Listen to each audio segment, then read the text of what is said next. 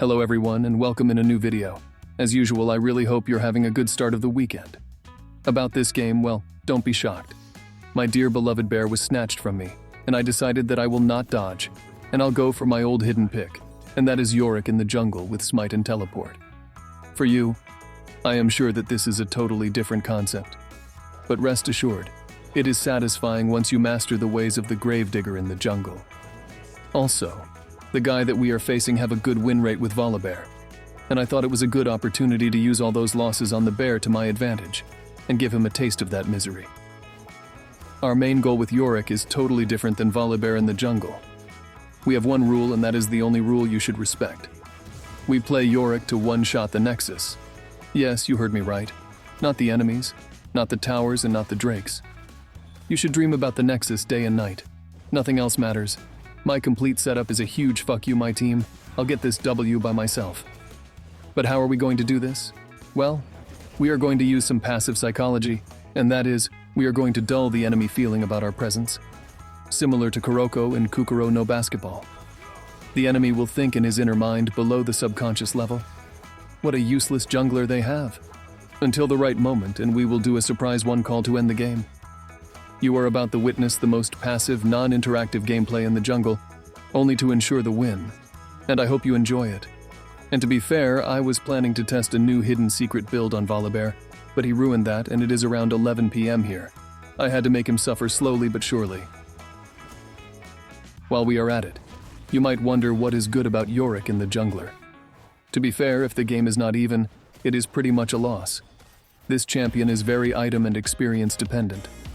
I think he is the third in the ranking of base stats after Mega Gnar and Illaoi. Hence, if you reach the late game with this guy, you pretty much have a great chance to win. Specifically in the jungler, one of the fastest clear after level 6, and you can have all lanes pushed constantly without being seen on the map. And we are going to use this to our advantage. Our goal is to reach the mid-game hopefully with minimal damage, since I cock-blocked my team with a maximum 1 to 2 ganks that I can provide. And once the enemy team will go for a serious push, we will teleport and end the game if possible. As great as it sounds, my team in this game got a peculiar rooster. Someone who is fun of Drutut picked Kai'Sa top. I don't think there is a good Akali player to ever live, since that champion is so broken you can't even notice the skill in any play it does.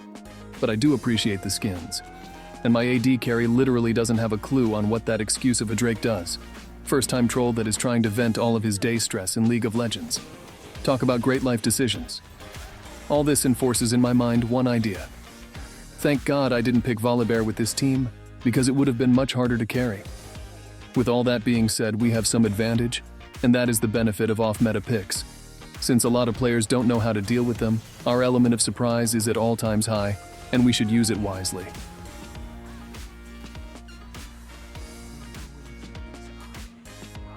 If you think Yorick in the jungle is useless as a jungler, well, you are not wrong there. But taking teleport in the jungle is very underrated. Have you ever dreamed of being at 2 places at the same time? Well, voila. Kai'Sa is in shock because she was sure that she was dead. The enemy is also confused because that dive was perfectly done. And here I am. With just one summoner spell, I managed to switch the tides of a very dire situation into totally to my favor. Yes, if I was a second late, the play wouldn't have worked, but in that case, it would be my mistake, not some random events that are out of my reach.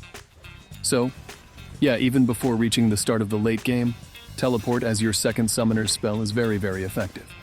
You can clear faster, counter dive, and backdoor. All these situations can turn your useless jungler into a viable pick if you know when and how to use them, of course. Also, I made sure to as much grubs as possible to help my push later on. You never know when the moment will arise to split push, but this death is totally worth. Currently, no one can evaluate the true impact in gold of the grubs, but I can tell you for sure. The grubs are a sleeping, overpowered concept only second to the Elder Drake. Especially if you have a split pusher and you eat towers for breakfast, then you will know what I'm talking about. I would rather have 6 grubs and lose Herald than having 5 and die if I was to choose, but I am satisfied with the current situation, even though the game is in a rough spot due to my dear comrades that are somewhat hopeless. Even though we died around the second grub spawn, we managed to get our first item, and that is enough to be called a power spike.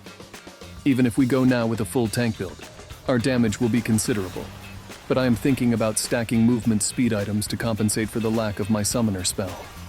As you can see, Volibear also went with the same item, and it wasn't even close.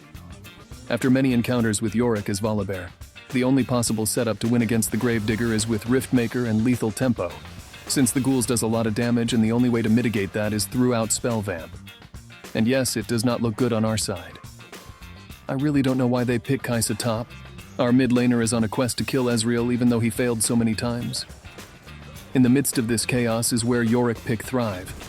Since I have too many random events happening here and there, I can easily sneak a tower or two or even put some ghouls on a side lane to push since they appear similar to minions on the minimap, and no one will know what is going on until it is too late.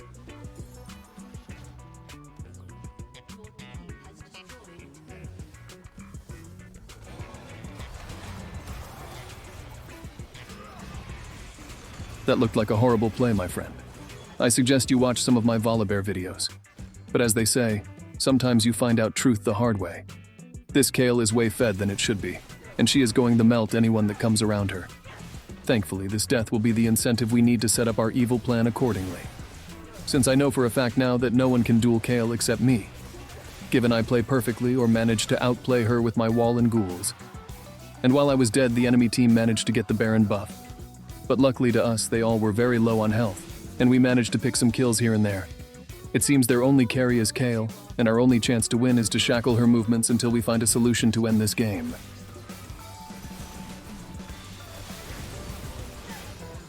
Rageblade and Terminus. That looks like a fun build on Volibear, but it hurts like hell, not going to lie. The minimap indicates that we are slowly going to our doom. This is all according to my plan. The main idea is we send 4 undercover ghouls as minions to push the lane. And once the wave reaches the middle of the path around the first tower, we play a bit aggressive to spark a fight. Then we use our spells and wall and hide around the corner and teleport the fuck away from that fight. I would say truly, truly masterful. The only issue is that, will my team hold enough for me or chase the enemy long enough for me to end the game, or at least get multiple inhibitors? The big downside about if we fail and the game goes on, they know now my plan, and as you will see later on, the game will change from League of Legends to Catch Me If You Can.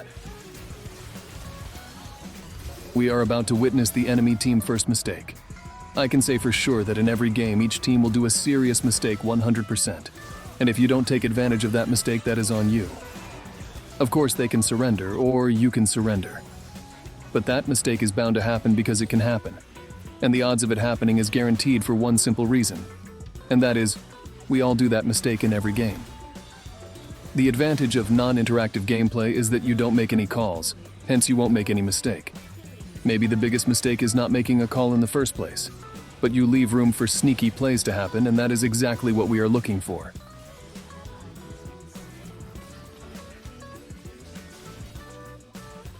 That didn't go as well as expected, but it is a good start in the right direction. The moment I used the teleport, a lot of pressure was relieved on my team. On our hand, we are pretty much full build, and the next item should be Hullbreaker. The 5th item wouldn't make a huge difference if we don't make any successful plays.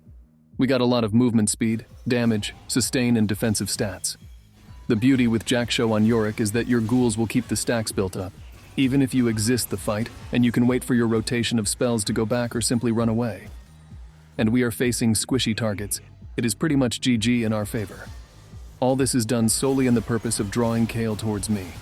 Since our 4v4 without me and Kayle is much better than the regular team fight. It is like trading their best player with our boomer who is trying to outplay the enemy with suboptimal twist plots. First act is complete. We managed to install in the enemy team the fear of the backdoor. The most common thing that any enemy team will do is group as 5 and try to force a push to end the game. And Yorick Kid is kind of working towards delaying any sort of fights to help his team position with his wall, or simply trap someone. But have you ever asked yourself, should you fight in the jungle or in an open lane? And if it is a lane, should it be top, mid, or bot side? These type of questions can be game-changing. For example, we have a high mobility team, except of course yours truly. And if we fight in the jungle, it is hugely in our favor since they will find a hard time to catch up to us with all those dashes and walls. This means that I have plenty of time to push, and the enemy will use a lot of resources to make anything happen even if it is hugely in their favor. The only thing that I want from my team is time. Enough time to push one lane, and once I reach the tower, it is pretty much GG if I am left to my own device with no one to stop my ghouls. You see, most of their gold is with Kayle, and look who is back to defend. Obviously, she doesn't have summoners nor the ultimate, while us, on the other hand, stacked up with ghouls and the maiden. And if the fight is shit, I can simply put a wall and run away until another time. This playstyle is the specialty of SKT1 when they are losing. Boring, passive, non-interactive decision-making to bore the enemy into either making rash calls or simply dull their senses to pull a sick outplay and tilt them out to oblivion. But with Yorick, the gameplay is the embodiment of zoning out of the game, since pretty much you are already a one-man army. I only make decisions that are about my champion, my ghouls, or simply release the maiden and perform the supreme push strategy with 3 pushing lanes. This kind of playstyle may not be your type of poison, and you rather play something else. Well, hard to break it up to you. This is exactly why I still like this game. If you stop caring about the win rate and only about performance, you will find out that League of Legends is still in a great position without those short intervals of gray screen commercials where you happen to die with no notice or ads. The only thing that I wanted is for him to use his ultimate. He thinks I want to kill him, but in reality, I want him to be alive and useless so that I can have the best optimal situation to end the game. Sometimes if the person that is feeding is actually AFK since the start of the game, you would have a better chance of winning than him running around spreading gold like his is a benevolent leprechaun. Once we start a fight, our relation with Kayle is mutual. If she is pushing, we need to hold her. And if I am pushing, she needs to respond my call.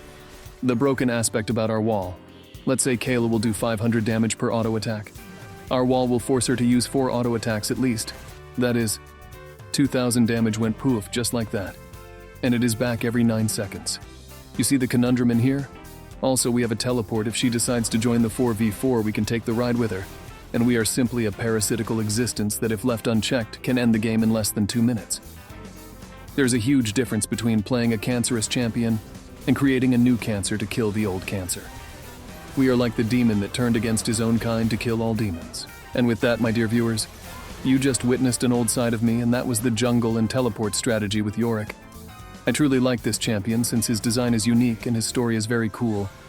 A weird boy that since his birth can see dead people, and sadly he can't die due to a curse and a spirit that follows him whenever he goes telling him toxic shit here and there.